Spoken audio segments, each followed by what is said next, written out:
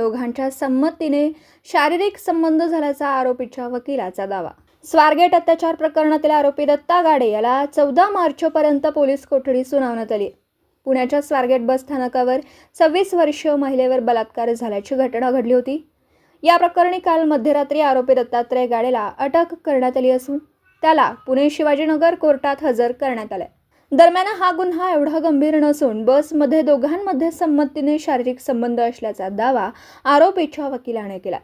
तसेच तरुणीने कोणताही प्रतिकार केला नाही, तरुणी स्वतःहून बसमध्ये चढली असाही दावा आरोपीच्या वकिलाने केला।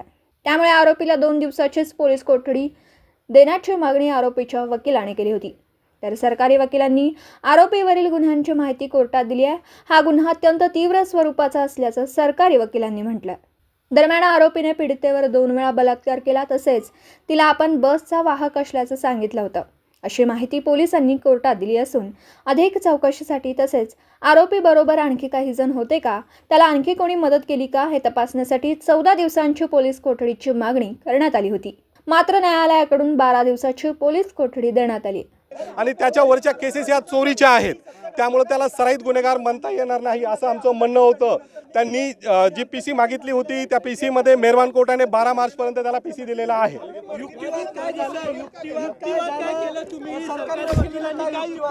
आम्ही युक्तिवाद असा केला की तो कुठल्याही प्रकारचा आरोपी नाहीये, त्याच्यावर जे काही प्रकरण दाखल आहे ते चोरीचे असून ते सिद्ध झालेले नाहीत। याशिवाय जी वेळ होती घटनेची ती 5:45 म्हणजे दिवसाचीच होती।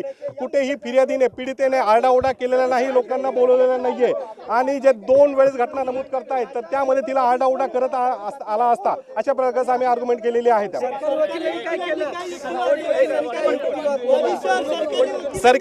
सरकारी वकिलांचं तेच म्हणणं होतं की प्रकरण गंभीर स्वरूपाचं आहे, आम्हाला मोबाईल पाहिजे, घटनेच्या वेळेचे कपडे पाहिजे, अशा प्रकारे सरकारी वकिलांचं म्हणणं होतं। त्यामध्ये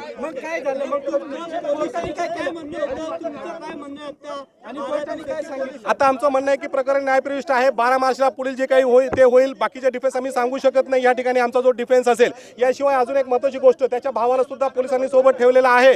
त्याचा भाव सेम डिट्टू त्याच्यासारखा दिसतो। नाही, तो अजून सांगता येणार नाही, पण पुढची गोष्ट होईल। ओके,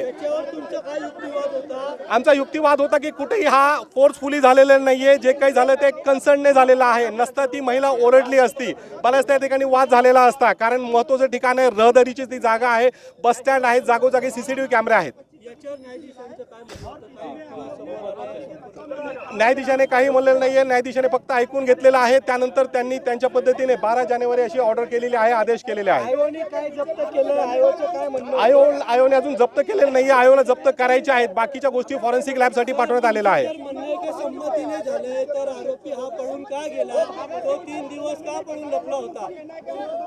प्रकरण हे एवढं गंभीर स्वरूपाचं आहे की त्याने जे काय केलं स्वतःचा जीव वाचवण्यासाठी केलेली गोष्ट आहे।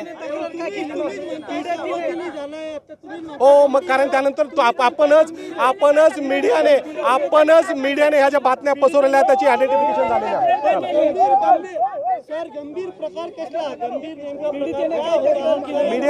मीडियाने त्याला गंभीर केलंय।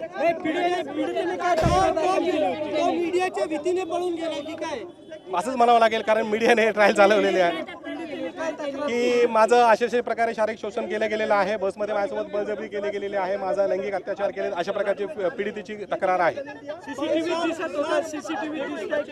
सीसीटीव्ही किती क्लिअर आहेत किती नाहीयेत, 16(5)B म्हणजे जे काही तांत्रिक पुरावे असतात त्याच्यावर किती विश्वास ठेवायचा नाही ठेवायचा हे साक्ष पुरावा अधिनियम जे नवीन कायदा आलेला आहे त्याच्यानुसार ते पुढे ठरेल।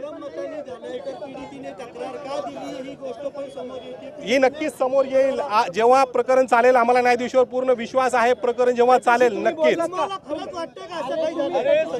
तुमच्याशी बोलायचा माझा संबंध नसतो, अजून पीडितेशी बोलायला आरोपीच्या वकिलाचा काही संबंध। तुमच्या क्लायंटशी बोललात का? अजून आरोपीशी आमचं बोलणं झालेलं नाहीये, कारण आज त्याला उशिरापर्यंत आलेला आहे। हो, त्याच्या आयडेंटिटीमुळे त्याच्या कुटुंबाला त्रास सहन करावा लागत आहे। मीडियाने त्याचे जे फोटो व्हायरल केलेले आहेत, त्याच्या कुटुंबाला आज उपासमारीची वेळ आलेली आहे आणि त्यांच्या बचावासाठी काहीतरी पोलिसांनी पण केलेलं पाहिजे, शासनाने त्यांना सुरक्षा द्यायला पाहिजे असं माझं म्हणणं आहे। त्याच्या जीविताला धोका वाटतो का तुम्हाला? 100% त्याच्या जीवितास धोका वाटतो. आज जे वातावरण आहे सगळ्या ठिकाणी पेटलेलं आहे तर नक्कीच त्याच्या जीविताला धोका आहे. तुम्हाला खरंच असं वाटतंय का हे सगळं संयम मतांनी झालेलं आहे तुम्ही जे म्हणताय? मला वाटण्याचा प्रश्नच नाहीये. मी ॲडव्होकेट आहे, एक वकील म्हणून आरोपीची बाजू मांडणं हे माझं काम आहे. देव चांगल्या माणसालाही अन्न देतो, वाईट माणसालाही अन्न देतो. तो अन्न देताना कुणाशी भेदभाव करत नाही. म्हणून माझं काम, मी फक्त एक वकील आहे, न्यायाधीशासमोर खरी बाजू आणणे हे माझं काम आहे. धन्यवाद.